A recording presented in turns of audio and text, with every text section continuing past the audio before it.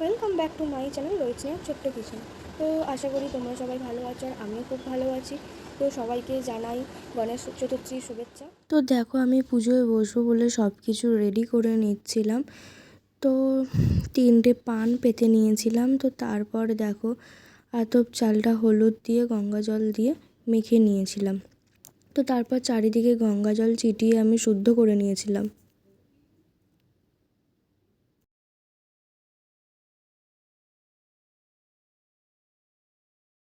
দেখো এরপর আমি একটা বড় রেখাবির মধ্যে 5টা পান নিয়ে আমি সাজিয়ে নিয়েছিলাম। তো ওই পানের উপর সিঁদুর, তারপর লবঙ্গ, এলাচ আর 5টা কাঁচা হলুদ, 5টা সুপারি দিয়ে আমি সাজিয়ে নিয়েছি। তো তারপর দেখো তো রলি সুতো দিয়ে আমি ঋদ্ধি সিদ্ধিকেও তৈরি করে নিচ্ছিলাম।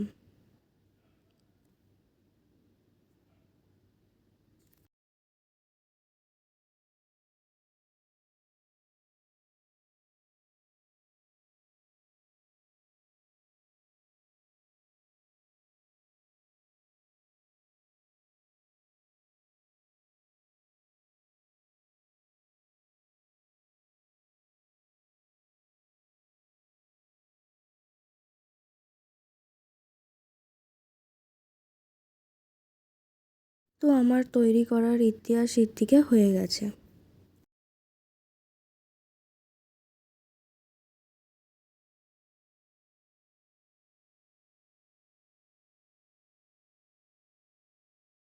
তো গনুসোনার অভিষেক করবো বলে তো রেডি করে নিচ্ছিলাম, দুব্বোটা যাতে পায়ে যেন না লাগে। তো একটা পেতলের পাত্রের মধ্যে দুধ, দই, মধু, শর্করা জাতীয় জিনিস মানে আমি একটু চিনি দিয়েছিলাম।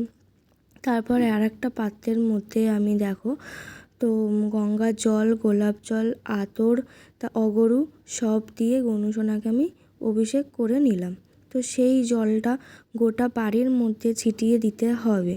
তারপর সেই জলটা জবা গাছ বা যে কোনো ফুল গাছের গোড়ায় দিয়ে দিতে হবে, তুলসী গাছের গোড়ায় দিলে হবে না। তো দেখো আমার অভিষেক করা হয়ে গেছে। তো তারপর আমি গনুসোনাকে দুব্বোর মালা দিয়ে আমি সাজিয়ে নিয়েছি। তো দুব্বোর মালা খুব পছন্দ করে, সেই কারণে আমি দুব্বোর মালা দিয়ে সাজিয়ে নিয়েছিলাম।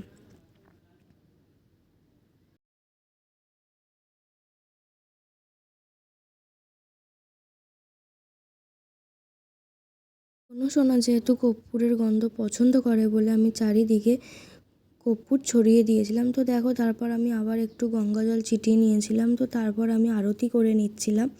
তো দেখো সবাই।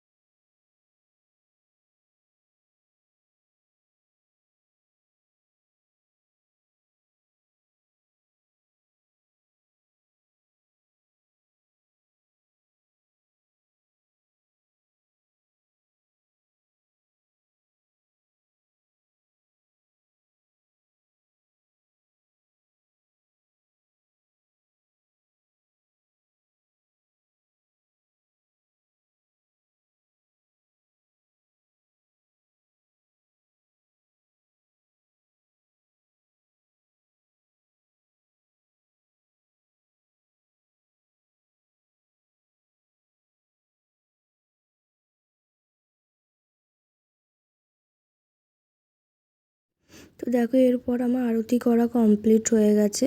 তো আমি এখানেই নমস্কার করে নিয়েছি। তো পুজোটা আমার এখানেই কমপ্লিট হলো। তো এরপর আমি গনুসোনাকে আমি একটু ভোগ দিয়েছিলাম।